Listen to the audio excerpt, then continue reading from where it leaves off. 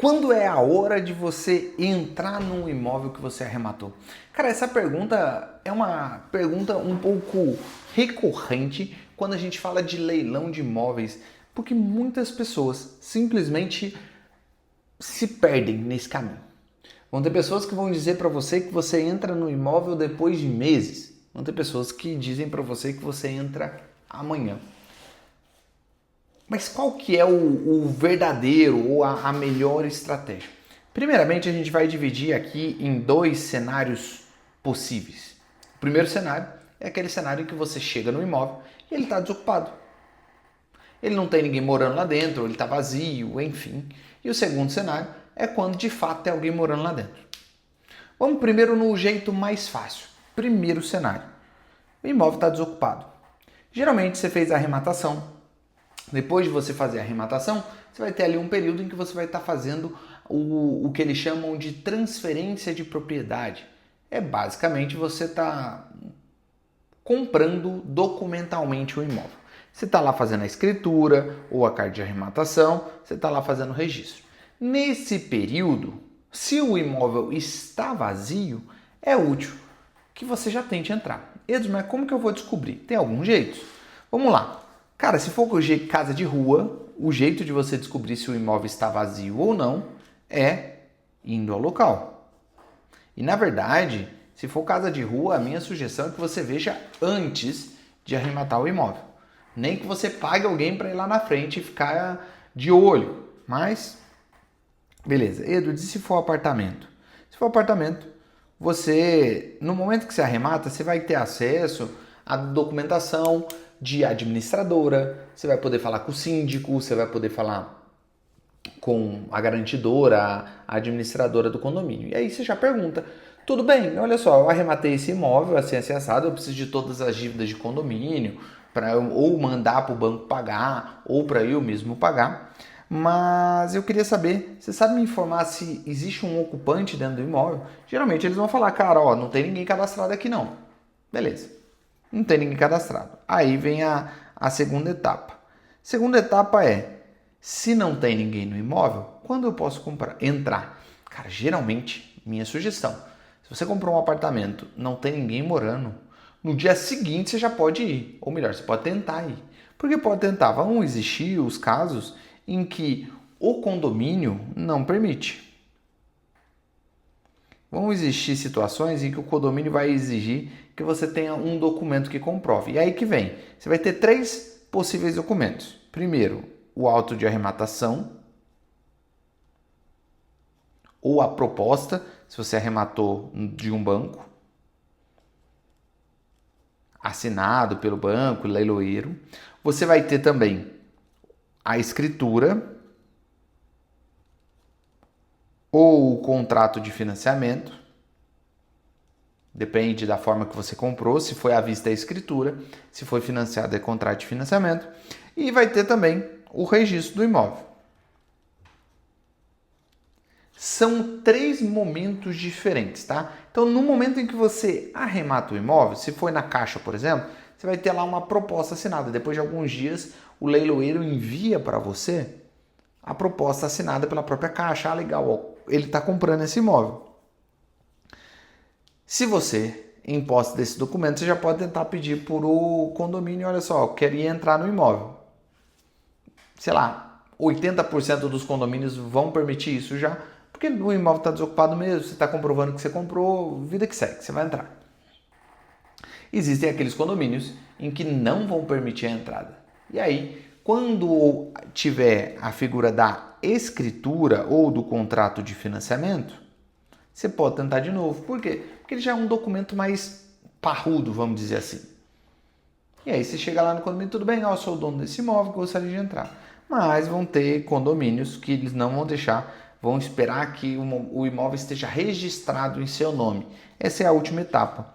Geralmente você vai ter o registro do imóvel uns 60 dias depois da arrematação. Mais ou menos. Então vai ter casos nesse sentido assim. Uma coisa que é importante falar, tá? A Caixa, o banco, não tem a chave do imóvel. Geralmente ninguém tem a chave desse imóvel. Você vai ter que, mesmo que o imóvel esteja vazio, você vai ter que chamar um chaveiro para ele abrir a porta para você. Então é importante que você saiba disso, tá? Mas é bem tranquilo, a abertura geralmente ele vai com uma michinha lá e já era, resolve o problema. Tá, Edwards, e se o imóvel não estiver ocupado? Quando, ou melhor, se ele estiver ocupado, quando que eu começo esse processo de entrada no imóvel? Cara, você arrematou hoje.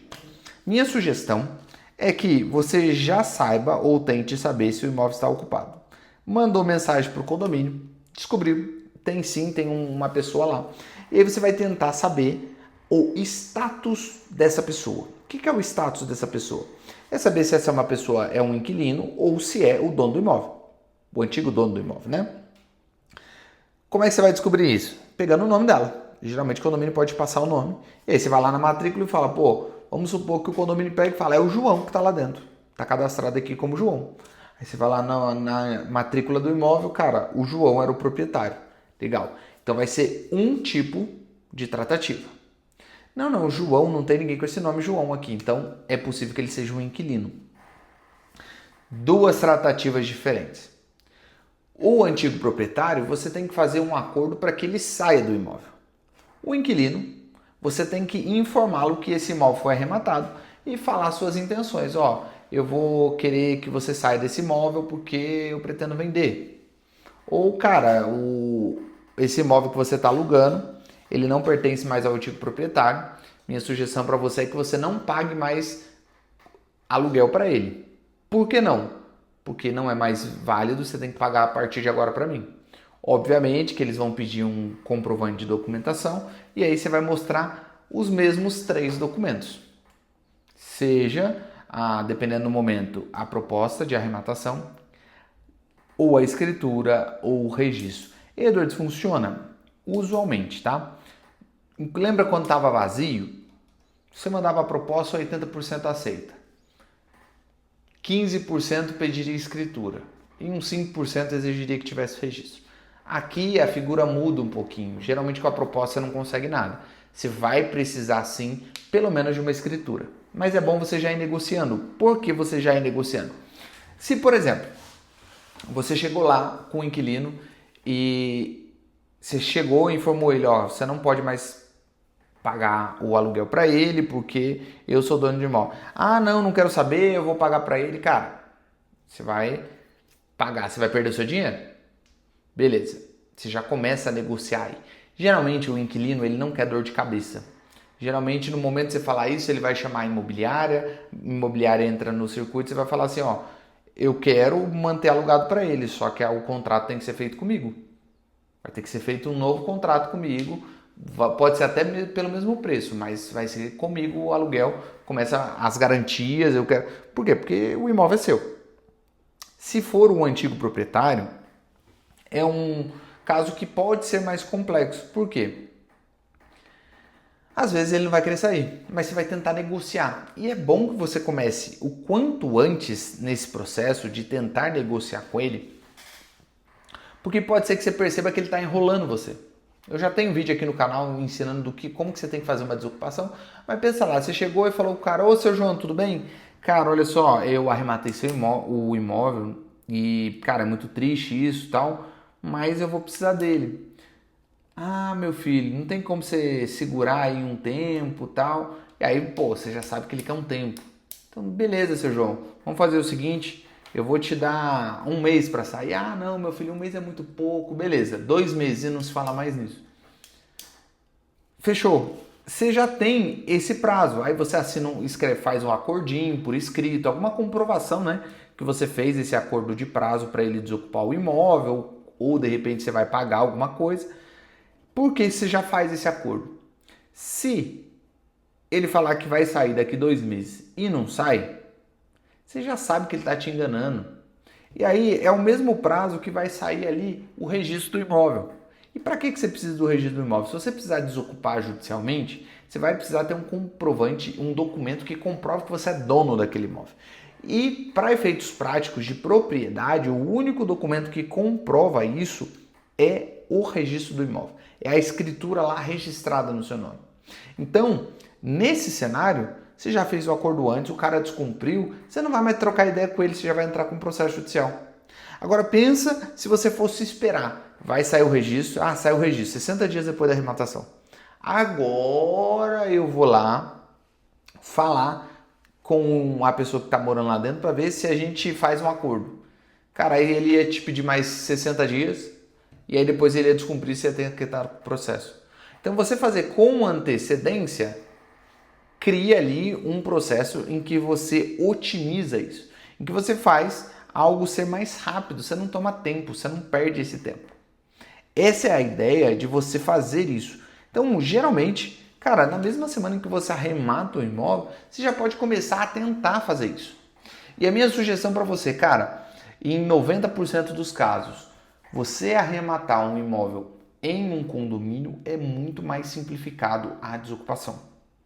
É muito mais fácil você fazer um acordo, é muito mais fácil você ter acesso às pessoas. Não estou dizendo que casa de rua é ruim, mas estou dizendo que ela tem uma dificuldade maior. Por quê? Porque não tem ninguém que possa intermediar para você.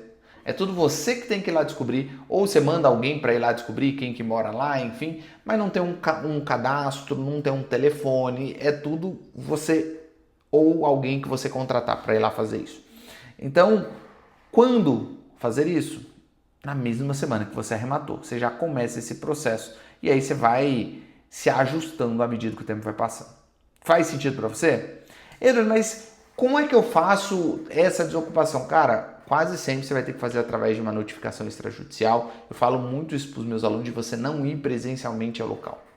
Mesmo que você ache que você é muito desenrolado nos acordos, não vá presencialmente ao local. Falando de aluno, eu vou deixar um link aqui na descrição que eu sempre falo da jornada e a jornada do arrematante vai estar lá também. Mas eu queria te convidar, se você está me conhecendo agora, entrou nesse vídeo por acaso, cara, no link da descrição tem uma Masterclass, tem um link lá da Masterclass 5K.